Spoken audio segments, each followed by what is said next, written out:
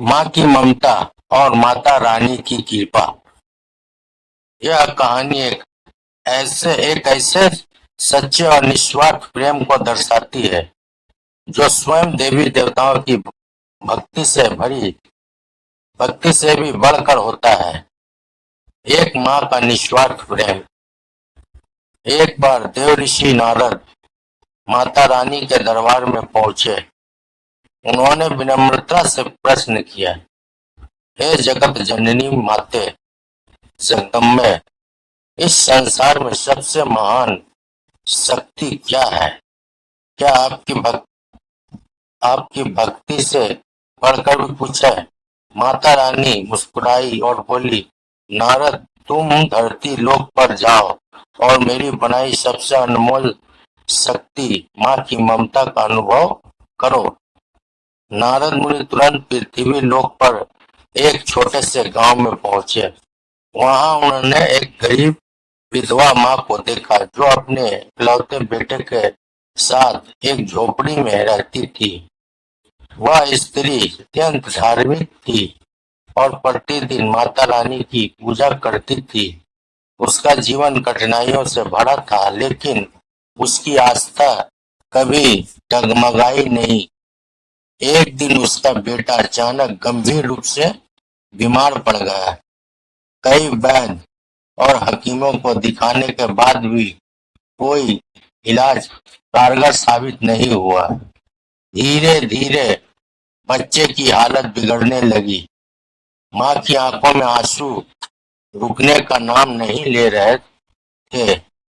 गांव के मंदिर के पुजारी रमाकांत ने उसे बताया, यदि माँ कोई माँ सच्चे मन से माता रानी से प्रार्थना करे कि वह अपने बच्चे की सारी बीमारी खुद पर ले ले और अपने 7 जन्मों के सारे पुण्य दान कर दे, तो उसका पुत्र बच सकता है। यह सुनते ही माँ ने बिना एक पल गंवाए मंदिर की ओर दौड़ लगा दी।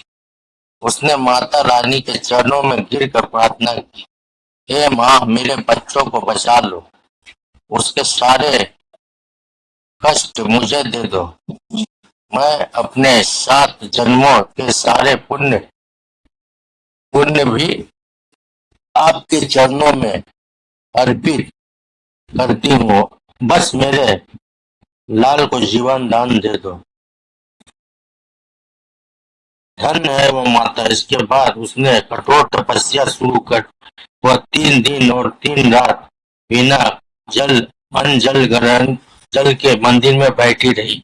उसकी आंखों में केवल अपने बेटे का चेहरा था और होठों पर माता रानी का नाम। उसकी यह पुकार इतनी सच्ची और करुणा थी कि तीनों लोकों में कंपन होने लगा। देवता भी उसकी शक्ति और ममता को देखकर भावुक हो उठे। चौथे दिन जब तेज बारिश हो रही थी, अचानक चमत्कार हुआ। उस बीमार बच्चे की आंखें खुल गई।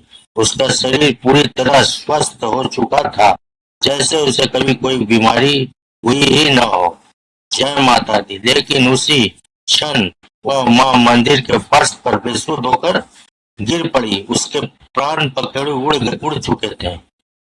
उसने अपने बेटे के लिए अपना सब कुछ त्याग दिया था, यहाँ तक कि अपना जीवन भी। तभी आकाश से दिव्य प्रकाश प्रकट हुआ। माता रानी के पार्षद वहां अवतरित हुए। उसी समय नारद मुनि भी वहां प्रकट हुए। पार्षदों ने कहा, नारद, क्या तुमने देखा? जिस माता रानी की कृपा पाने के लिए लोग वर्षों तक तपस्या करते हैं, उसी माता ने इस माँ के निस्वार्थ प्रेम के आगे तुरंत अपनी कृपा बरसा दी। नारद मुनि की आंखें नम हो गई। उन्होंने कहा, हे माँ, आज मैं समझ गया कि सच्ची भक्ति क्या होती है। जय माता रानी। तभी एक दिव्य स्वर गूंजा, यह माँ यह माँ मरी नहीं है, यह अमर हो गई है। इसका प्रेम ही सृष्टि का आधार है। उसी क्षणों में वह माँ फिर से जीवित हो उठी।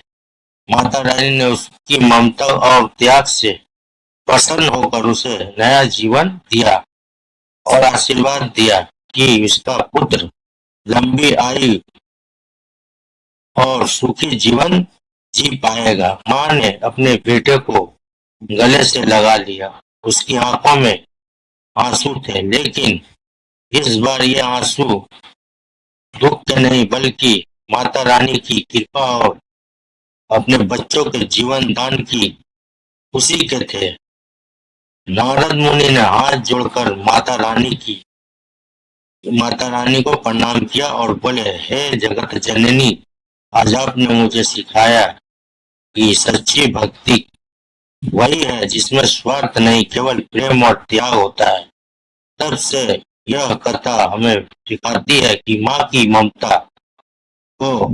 ममता से बढ़कर इस संसार में कोई शक्ति नहीं, और जब यह ममता माता रानी की भक्ति से जुड़ जाती है तब चमत्कार होना निश्चित है।